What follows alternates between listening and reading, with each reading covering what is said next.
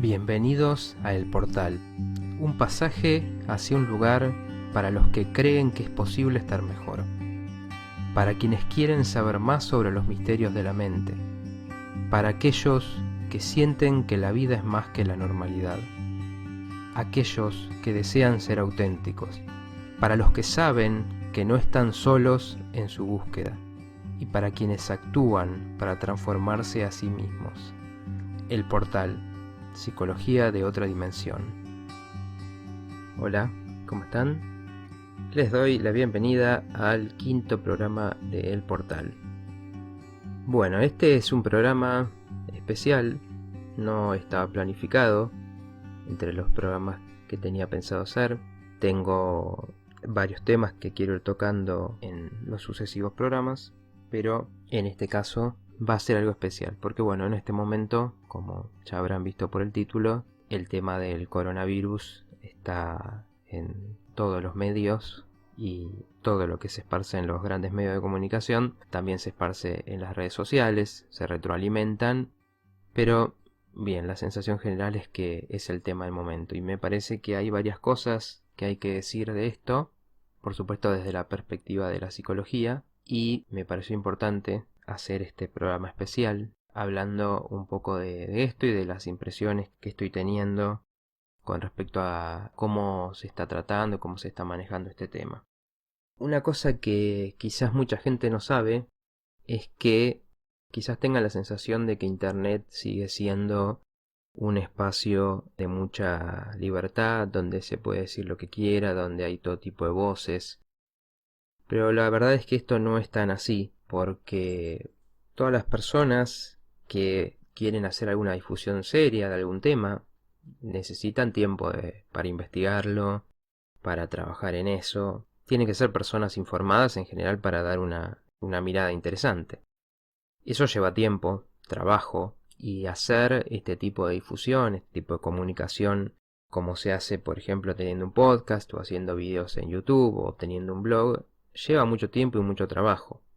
Y las personas que llegan a tener cierto éxito con esto, en general de forma independiente, que a mí me parece que es una de las cosas más fantásticas que tiene Internet, el hecho de que las personas que saben de un tema o que tienen una mirada hayan podido llegar y no tengan que pasar por ese filtro de los grandes medios que, como ya dije otras veces y voy a seguir hablando hoy, tienen sus intereses y sus criterios y entonces hay cosas que no se puede decir o temas que si no son populares o no venden de cierta manera o hay presiones para que no se hable de cierta manera, no los hablan.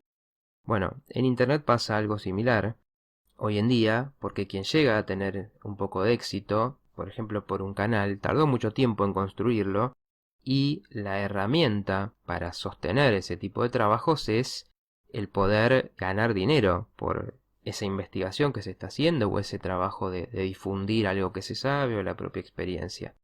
A la larga, una persona que dedica mucho tiempo a eso, o sea, que hace un trabajo serio, va a querer ganar plata con esto y lo va a necesitar. Entonces, hay temas que generan sanciones, ¿no? De este tipo. Hacen que los videos no se puedan monetizar. Entonces esto es una censura encubierta, porque si esas personas no pueden ganar nada por hacer un trabajo o una investigación, eso desalienta. Entonces temas que son incómodos, temas que son polémicos, temas que no se considera que son para la familia, no se pueden tocar. Y en este caso, lo que pasa con el coronavirus creo que es una de eso, y yo ya detecté a gente que tiene miedo de hablar de esto, justamente por esto también existen sanciones, se cierran canales, o simplemente no se los difunde, no se permite difundir o se complica la difusión. Esto hace que esas personas se desalienten a hablar de lo que quieren hablar. Pero bueno, quiero hablar de esto y ojalá que esto se pueda difundir porque creo que es importante estas ideas. Hoy se está hablando del coronavirus y me obligué a ver algunos noticieros, a ver cómo estaban tratando el tema. Obviamente ya había leído diarios y noticias. Y mi perspectiva en estos temas, bueno, tiene que ver con los aprendizajes que me dio la psicología. La mentalidad que uno tenga sobre la vida en general va a influir mucho el estado de ánimo, cómo uno percibe las situaciones, cómo las vive. Entonces, con lo que uno se conecte va a influir mucho en cómo uno esté. Si uno se conecta con cosas que le hacen bien, que le generan alegría, que le generan emociones positivas o que le generan reflexión o que le generan emociones difíciles como puede ser la tristeza o la nostalgia, pero de una forma profunda que ayude a esa persona a crecer, como puede ser una película, un drama que no es agradable necesariamente, pero deja mucho para pensar. Bueno, eso genera un crecimiento en la persona. Y en cambio conectarse con otras emociones esporádicas o conectarse con mensajes que son nocivos, que te hacen sentir mal, que te hacen estar preocupado, que te hacen estar enojado, afecta. Afecta y eso se refleja en, por ejemplo, en el día que uno va a pasar, de acuerdo a con qué información se nutrió. Entonces, bueno, ya mi mirada hace bastante tiempo, y justamente lo mencionaba en el programa anterior. Hay que tener una distancia sana, por más difícil que sea en estos momentos, de los medios de comunicación y de las redes. Y yo diría un escepticismo también, con de por qué se habla tanto un tema, qué aporta eso, para qué nos sirve. Y hoy los noticieros están haciendo el minuto a minuto del coronavirus. Hoy veía un programa donde seguían a la ambulancia del primer caso en Argentina y a ver si los médicos que tienen puesto y si lo bajaron y por dónde lo bajaron y cuál fue el itinerario que hizo esta persona que venía de Italia para Argentina y cómo se terminó enfermando. Y páginas del coronavirus y del cómo avanza en el mundo. Y yo me pregunto, ¿para qué esto? ¿Cuál es la necesidad? Hay algunas cosas que es importante decir, porque bueno, las investigué un poco y la información está ahí. El coronavirus tiene las mismas estadísticas que la gripe común a nivel mundial, o que los distintos tipos de gripe, si se quiere. Esta es información del Ministerio de Salud de Argentina. Voy a dejar el link después para que se pueda ver. Y están las estadísticas de la Organización Mundial de la Salud también, que la gente que murió por coronavirus es un 2% de los infectados. Y en general es población muy mayor de edad o con enfermedades preexistentes que generan complicaciones. Lo mismo que pasa con la gripe. Para que tengan una idea, en el mundo las estadísticas, las últimas estadísticas que estuve viendo, dicen que hay 92.000 casos registrados de coronavirus y 3.100 muertos. Y uno dice, bueno, 3.000 personas es mucho. Pero las estadísticas del Ministerio de Salud de Argentina dicen que mueren 32.000 personas por gripe al año en Argentina. Y las estadísticas de la Organización Mundial de la Salud dicen que mueren entre 300.000 y 650.000 personas por gripe común en el mundo en un año. Entonces, ¿por qué? Porque las personas que tienen alguna enfermedad preexistente, cardíaca, pulmonar, una gripe los afecta bastante. Y en ese caso es peligrosa, o en recién nacidos, o en personas que están en tratamiento oncológico, digamos grupos de riesgo. O sea que es muy parecido a lo que pasa con la gripe.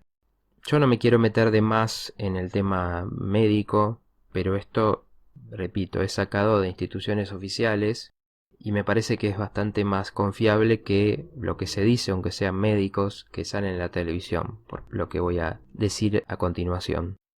Pero también cuando se habla de cuáles son las medidas de prevención, son cosas bastante básicas y son las mismas que en la gripe común. Lavarse las manos, no estornudar sin taparse, y llevar pañuelos descartables. Y si uno está enfermo, no entrar en contacto con otras personas, porque si uno tiene gripe y entra en contacto con otras personas, también las puede contagiar. Entonces acá, con el coronavirus, pasa exactamente lo mismo.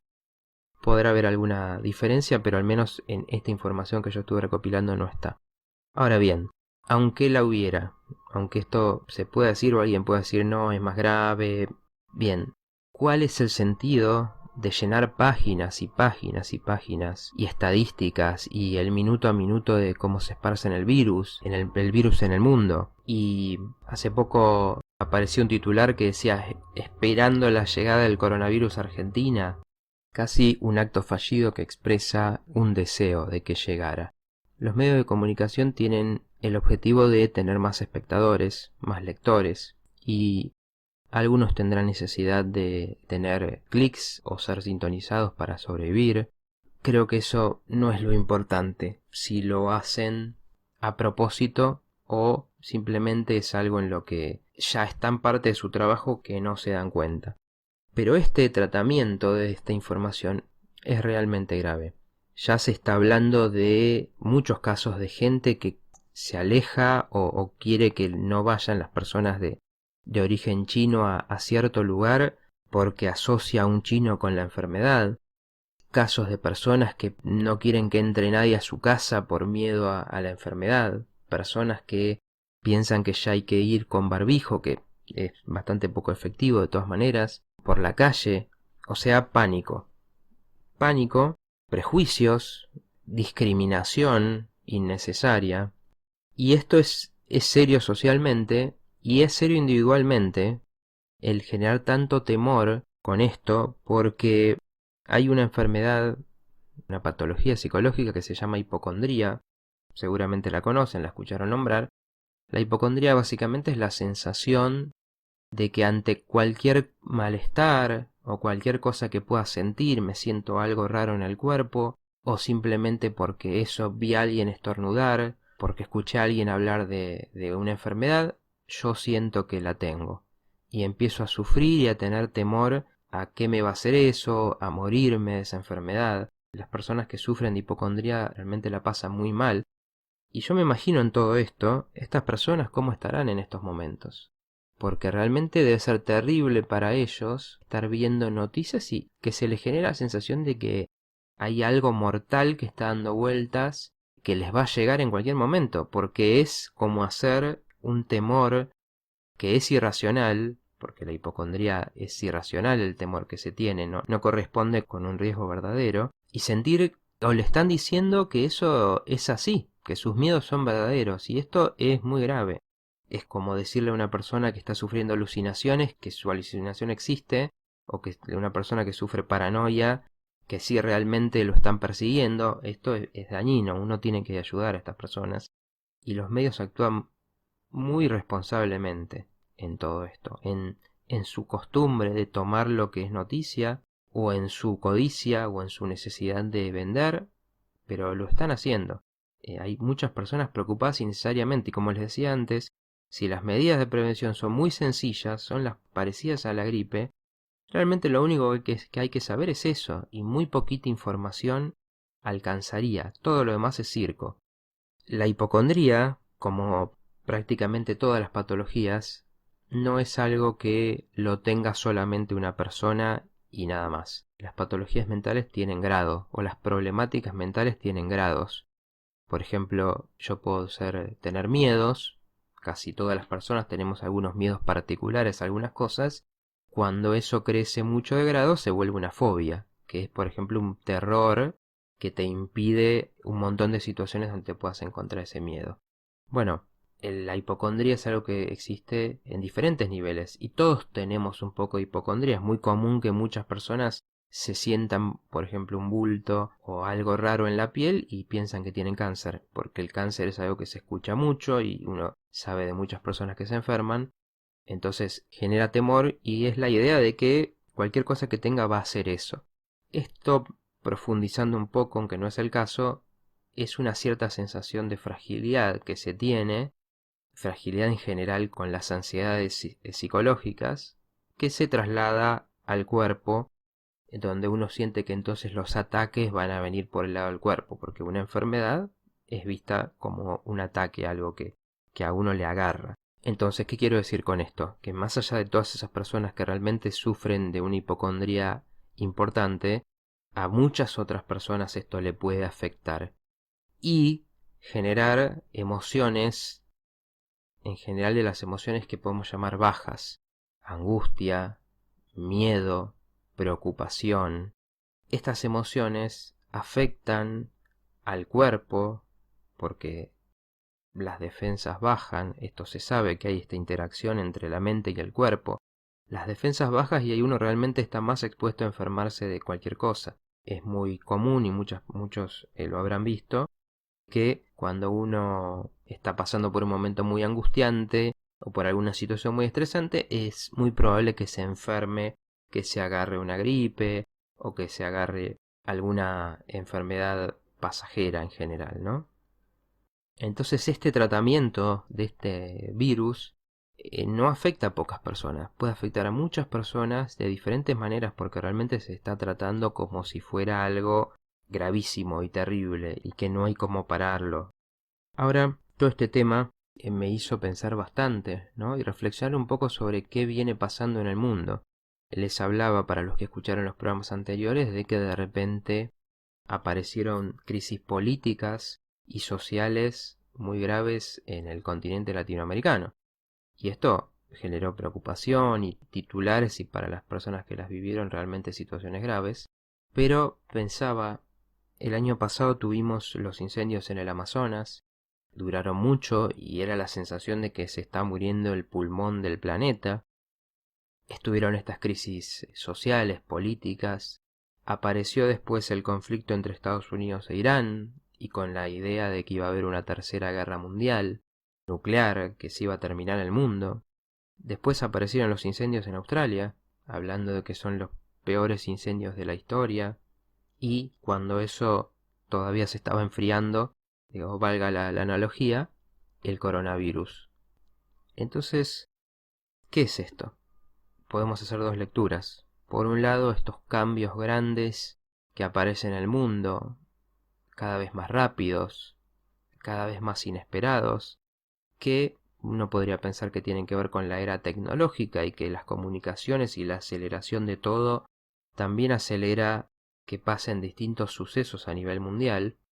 Puede pensar que algunos de estos sucesos son más provocados que casuales, pero lo que seguro podemos decir de esto es que pareciera que siempre hay un tema crítico, angustiante, preocupante en los titulares de todos los medios de comunicación, del que tenemos que pensar o que se va a terminar el mundo, o que nos vamos a morir todos porque de repente no hay más selvas, o que un virus nos va a eliminar a todos.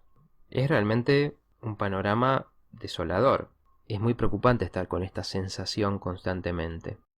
Entonces, sea como sea cual sea la razón, ese es otro análisis quizás, pero los medios replican esto y hoy en día las redes, como decía antes, son un eco de esto que se retroalimenta. Y vivimos siempre con estas preocupaciones, con una angustia, con un enojo, con la indignación porque cómo puede ser que pase esto. Esto genera las emociones más bajas en el ser humano, como decía antes, además del miedo, también el enojo, la ira, la frustración, el rencor. Son emociones bajas porque son muy básicas, muy hacia algo, muy inmediatas y tienen poca elaboración. Y son dañinas para la mente y son dañinas para el cuerpo. Entonces, ¿por qué los medios de comunicación las fomentan?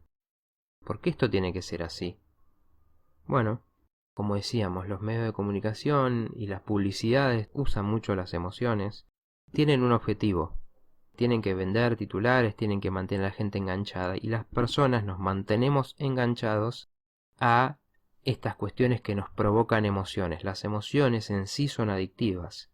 Son tan adictivas como una sustancia. Por eso el juego en un casino o las apuestas o los videojuegos tienen estas recompensas rápidas, inmediatas y constantes porque provocan esa emoción de las que las personas nos hacemos adictas. Hay también los correlatos cerebrales de las sustancias, de la dopamina, por ejemplo, de la que el cerebro se hace adicto. Entonces, tanto emocionalmente como neurológicamente nos hacemos adictos a estas cosas. Y lo que nos hace adictos, por supuesto, es algo que necesitamos más, y más, y más, y más. Entonces, al menos sabemos que esto es una estrategia muy efectiva para vender y para mantener a la gente atenta y preocupada. Entonces, conecto un poco con lo que decía en los programas anteriores. Si uno no logra desconectarse un poco de esto, difícilmente pueda encontrar algún tipo de bienestar, porque esto todo el tiempo está contaminando con este tipo de emociones. Es imposible ver cifras de muertes o de especies animales que se extinguieron, o ver lo que pasa en una guerra y no angustiarse por eso, no indignarse, no buscar culpables. Es extremadamente difícil. Y esto de alguna manera tiene mucho que ver con lo que hablamos en otros programas y con lo que es la normalidad. La normalidad en realidad no existe. Es algo artificial que construimos entre las personas para entendernos qué es lo normal hacer, qué es lo normal pensar.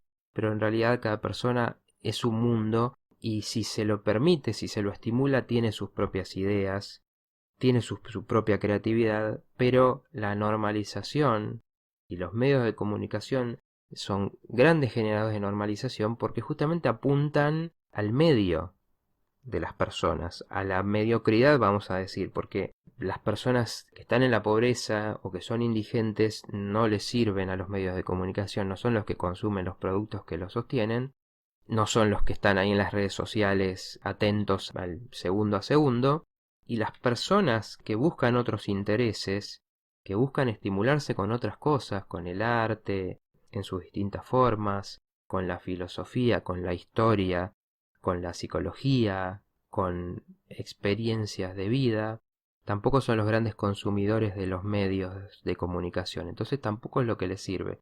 Siempre lo general va a apuntar a una normalización, es lo que también hacen muchos que dan un mensaje y se busca, bueno, ¿cuál es el mensaje que va a llegar a la mayoría de gente, a la mayor cantidad de gente? Es lo que pasa también con cualquiera que hoy en día quiere también hacer un programa, como decía, un programa de radio, un podcast, un video. En general se tiende a apuntar a la mayor cantidad de gente, porque eso es lo que te permite tener más recursos gracias a lo que haces. Lo más difícil es apuntar a las particularidades de las personas, a lo que no es tan común, a lo que no todo el mundo le va a interesar, y ir por ese lado. Todo lo que es masivo, que tiene su función, a veces es entretenimiento, todos lo consumimos de alguna manera, y eso no es problemático en sí. El problema es no tener otros estímulos. Lamentablemente muchas personas se quedan pegados a eso y nunca desarrollan y nunca se les muestra que existen otras cosas. Para las personas que educan, que hacen muchas veces un gran trabajo, es muy difícil transmitir estas cosas, estos otro tipo de valores, otro tipo de intereses. No hay tiempo, no hay espacio. Algo que me gusta de los podcasts, por ejemplo, de los podcasts en general, es que son un mundo donde pasa mucho esto, donde hay quizás personas más aficionadas a algo y que lo transmiten. Entonces uno puede descubrir sobre los viajes de una persona, sobre cocina, sobre historia, sobre lo paranormal, sobre películas, sobre cómics. Hay gente hablando de sus intereses y ahí es más genuino. Cuando no se trata de procesar algo tanto es mucho más genuino y es más interesante. Esto de la masividad tiene mucho que ver también con otra cosa que decíamos en los programas anteriores. ¿Qué se ofrece para la vida? ¿Cuál es la oferta? Si uno dice, ¿qué me dicen? ¿Por qué me dicen que hay que vivir? Bueno, hay que trabajar, hay que estudiar, hay que hacer plata, hay que tener algunos amigos, hay que tener una pareja, hay que tener un hijo. Y en la alegría de tener un hijo y en la crianza de un hijo, creo que se terminan las ofertas del sistema. Entonces, esto le pasa a una persona alrededor de los 40 y pico, 50 años, que vio a su hijo crecer. ¿Y qué pasa con el resto de la vida? ¿Qué nos dice el sistema sobre el resto de la vida? Y no tiene nada para decir. ¿Por qué no tiene nada para decir? Porque a partir de esa época todo esto se terminó. Uno ya lo tuvo, ya lo vio, ya lo experimentó, puede seguir siendo parte de su vida, pero ya no es novedad. Y uno se empieza a enfrentar con otra cosa, con que la vida va a tener un final, con que hay ciertas cosas que la salud se empieza a afectar. Y entonces ahí es donde uno tiene que encontrar un significado propio, porque ya tenés la plata, hiciste lo que querías con la plata, en el mejor de los casos, y después ¿qué? ¿Qué pasa el resto de tu vida? Y las personas mayores en general sufren mucho, en mi opinión, porque se le han terminado esas ilusiones. La ilusión de la juventud, la ilusión de la carrera, y entonces se encuentran con una gran decepción. Se encuentran con que de ahí no hay más nada que se ofrezca a nivel masivo para buscar. Y entonces ahí sí hay personas que logran convertir su vida en esos años, en los años cercanos a la jubilación o posteriores a la jubilación, porque ahí encuentran quizás algo que querían hacer por gusto, por pasión, y al final son esas cosas las que dan el placer de la vida. Si nos quedamos con los que nos ofrecen, nunca descubrimos qué pasa en cada uno. Porque cuando uno se tiene que conectar con qué pasa en cada uno, eso no necesariamente es algo agradable, o simpático para otros, o interesante para otros. Es algo que uno tiene que buscar. Por eso digo, si vos sos apasionado de la música, o si sos apasionado de los cómics, entonces haces algo para transmitir eso y te conectás con eso y aprendés de eso. Y esa es una forma de disfrutar algo de la vida. Lamentablemente la mayoría del tiempo estamos dormidos. No escuchamos cuando estamos con una persona. No la miramos. No sentimos, nos escapamos de sentir en las situaciones. Cuando uno hace algo que lo hace desde algo que hay adentro, ahí es donde siente que está vivo. Eso puede ser cualquier cosa que uno esté haciendo, pero desde ese lado. Desde hago esto porque lo siento. Hay algo más que quiero decir. Este programa quizás se haga más largo que los normales, pero bueno, tiene que ver con que esto es un poco un panorama general y reflexiones que me genera todo esto que está pasando. La espiritualidad, que es una de las formas de ver algo más allá en la vida, también es algo que se ofrece como en paquetes, ¿no? Cómo hay que vivir para ganarse un cielo o un infierno. Yo creo que la espiritualidad nadie puede decir del todo qué es algo que uno lo tiene que experimentar. Y en todo caso sería lo trascendente, ¿no? Sería el para qué estamos acá, por qué estamos en esta vida. Tiene que ver con encontrar ese sentido. Y en general, las personas que tuvieron experiencias cercanas a la muerte, lo que se llama personas por ahí que están unos minutos en muerte clínica o logran reanimarse o los logran reanimar, muchas veces cuentan experiencias donde sintieron una paz o vieron a un familiar o sintieron que había algo mucho más grande que su realidad corporal. Y más allá de que yo en lo personal creo que estas experiencias son reales, conectan con algo real, pero creo que no hace falta que uno lo crea en sí. Pero lo que nos muestra es que cuando conectamos con que esta vida es para algo y con que en todo caso hay algo mucho más grande de lo cual nuestra vida es en todo caso la expresión material de eso, lo que nosotros podemos hacer en nuestro día a día con nuestros miedos, tratando de sobrevivir, de preservarnos. Pero esto tiene conexión con algo más grande que nuestra personalidad limitada, que tanto nos hace sufrir, que tanto nos hace preocuparnos por todo lo que hacemos, si lo hacemos bien, si lo hacemos mal, es ver que más allá de todo ese esfuerzo hay otra cosa. Y digo, esa otra cosa puede ser vivir la vida de otra manera, no hace falta creer en que va a haber tal o cual cosa después de la vida. Porque creo que esta es la contracara de lo que se da a nivel masivo. Lo que yo veo trabajando con personas constantemente es que las personas perdieron la vitalidad, perdieron las ganas de vivir o están deprimidas justamente cuando no encuentran esto, cuando no encuentran qué es lo propio, cuando se quedaron inmersas en los problemas de su familia, en los problemas de una pareja, y no encontraron algo que les dé ganas de vivir. No están pudiendo disfrutar lo que tiene para dar la vida. Las emociones, las sensaciones, los pensamientos, la conexión con los demás, con los otros, con cada cosa que uno hace. Eso es algo que nadie puede decir cómo hay que hacerlo, pero es algo que se ve cuando una persona lo empieza a encontrar, cuando una persona empieza a manifestar algo. Y creo que esta es un poco mi reflexión a partir de todo esto que veo que está pasando, porque parece que vivimos en un mundo donde no hay conciencia, que lo que más hay es sufrimiento y no hay una idea clara de entonces qué hacer con esto, a dónde ir, cómo realmente sentirnos mejor. Y entonces lo que se hace es repetir cosas que nos preocupen.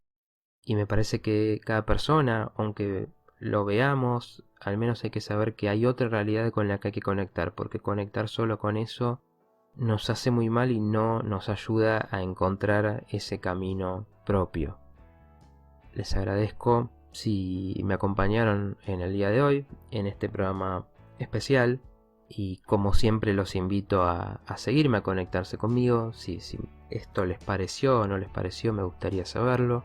En mis redes, como siempre les digo, están en mi página matiasmartin.com, está mi página de Facebook, mi mail, y me pueden contactar ahí. Y ojalá que si escucharon puedan transmitir algo de este mensaje, al menos para que no haya tantas personas sufriendo innecesariamente, que tomen las medidas que tengan que tomar y se olviden del tema, porque es lo único que en todo caso hay para hacer. Lo demás es la adicción al sufrimiento. Les recuerdo que soy el licenciado Matías Martín y hablo para las personas únicas y para lo único en cada persona. Hasta luego.